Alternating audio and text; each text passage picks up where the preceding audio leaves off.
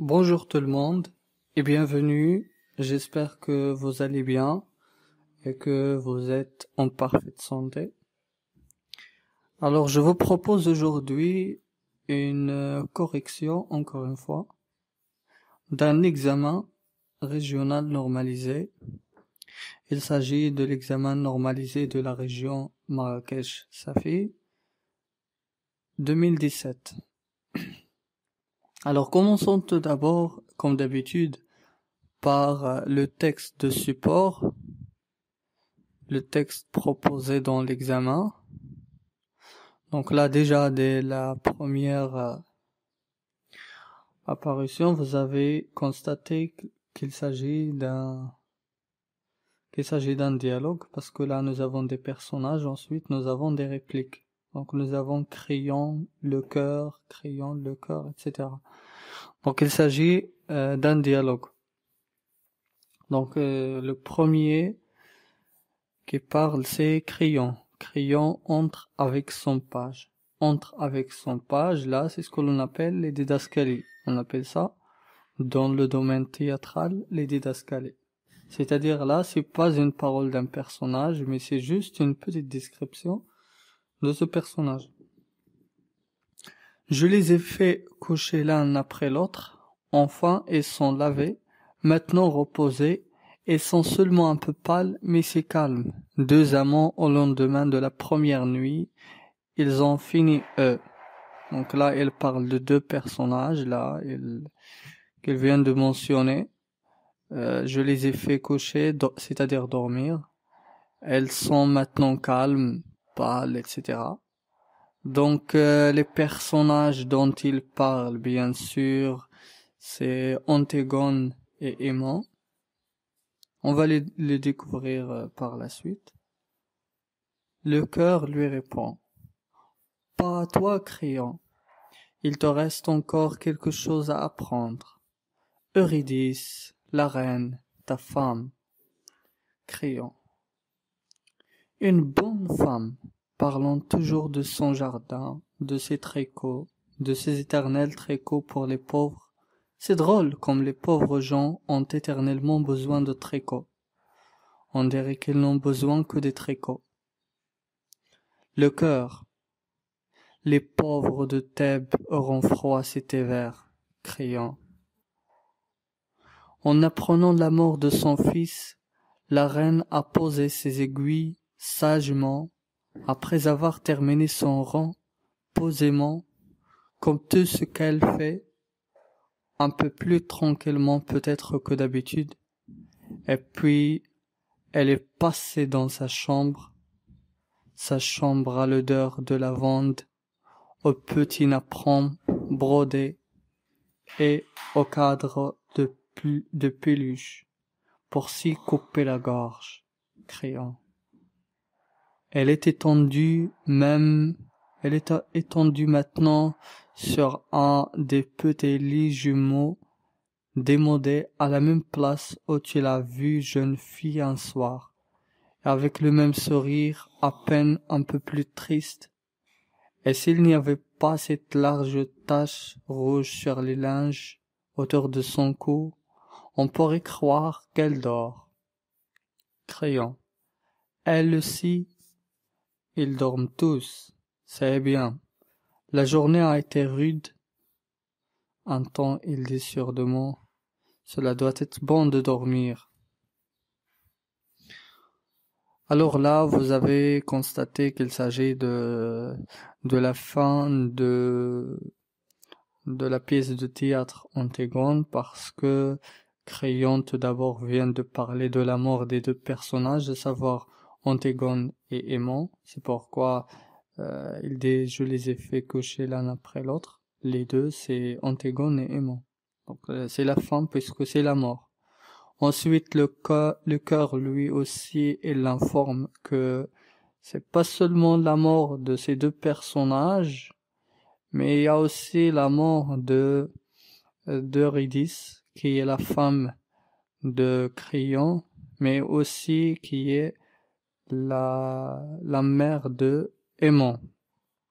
Donc il vient de lui dire qu'il se coupe la gorge. Il s'est suicidé.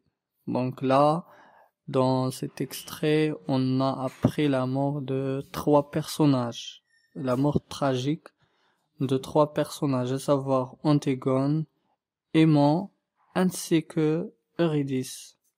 Bien sûr, ce passage vient juste après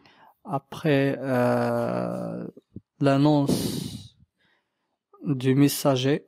C'est le messager qui vient annoncer la mort de ces 2 personnages. Il décrit d'une façon, voilà, qui est un peu violente. Donc c'est le messager qui vient annoncer cette nouvelle. Donc là, dans cette réplique, il s'agit juste de commentaires de Créon. Il commente juste cette nouvelle. Alors, puisque maintenant on sait de quoi il s'agit dans le texte, on sait de quoi il parle, maintenant on va passer à la réponse aux questions de compréhension. Commençons par la première question. En vous référant à l'œuvre dont le texte est extrait, recopiez et complétez le tableau suivant. Donc là, vous avez constaté que ce tableau-là se répète toujours. Donc, titre de l'œuvre d'où est extrait ce texte, vous l'avez très bien deviné. Créon, le cœur, le page, Antigone, etc. Bien sûr, c'est Antigone. C'est la pièce de théâtre intitulée Antigone. Donc, titre de l'œuvre, c'est Antigone.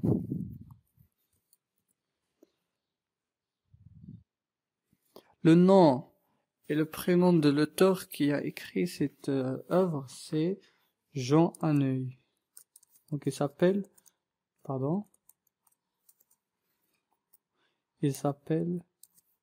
Jean Anneuil.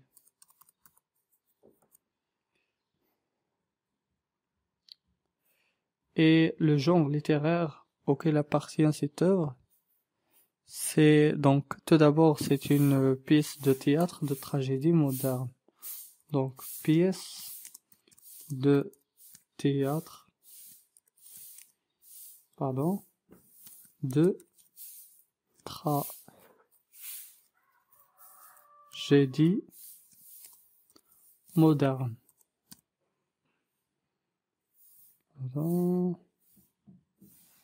D'accord. Donc voilà. Le siècle de publication de cette œuvre, c'est bien sûr le XXe siècle. Donc je vous ai dit, le XXe siècle, vous pouvez l'écrire de 2 façons. XX siècle.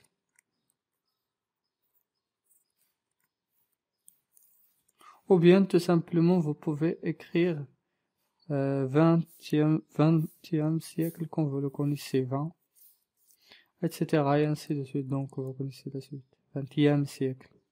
Voilà.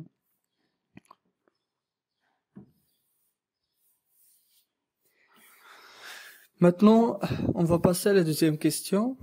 Le pronom souligné dans la première réplique remplace Ismène et Aimant, Antigone et Aimant, Oedipe et Jocaste. On va voir la première réplique. Donc les répliques, c'est les paroles des personnages. Par exemple, ça c'est une réplique, ça aussi c'est une réplique, ça aussi c'est une réplique. Donc, on appelle les répliques les paroles des personnages ou bien des acteurs dans une pièce de théâtre. Et bien sûr, chaque réplique a une autre nomination. C'est-à-dire, il y a des types de répliques. Il y a des répliques qui sont très longues, que l'on appelle des tirades. Il y a des types qui sont courtes, que l'on appelle des stichométies, et ainsi de suite. Il y a plusieurs types de répliques. Donc, je les ai faits. Donc, le pronom personnel dont il parle, c'est les. Donc on a déjà répondu lors de la lecture de ce texte, on a dit que ça remplace Ismène et Aimant, parce que ce sont les 2 personnages qui sont morts. Donc la réponse c'est Ismène et Aimant.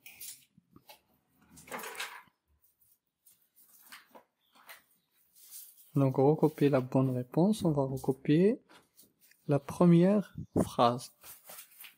La première proposition. B. Ils ont fini eux. Première réplique de Créon. Ils ont fini. De qui il parle? C'est toujours Là, quand on a il avec S, il parle de Ismen et Iman. Elle parle de ces deux personnages. Donc cette affirmation signifie que ils se sont mariés, ou bien ils ont trouvé la mort, ou bien ils se sont séparés. Bien sûr, la réponse c'est ils ont trouvé la mort. Les deux personnages, à savoir Iman et Ismen, ont trouvé la mort. Ils sont morts, tout simplement. C'est parce qu'ils sont mariés ou bien ils se sont séparés. Ben non, la réponse, tout simplement, ils ont trouvé la mort.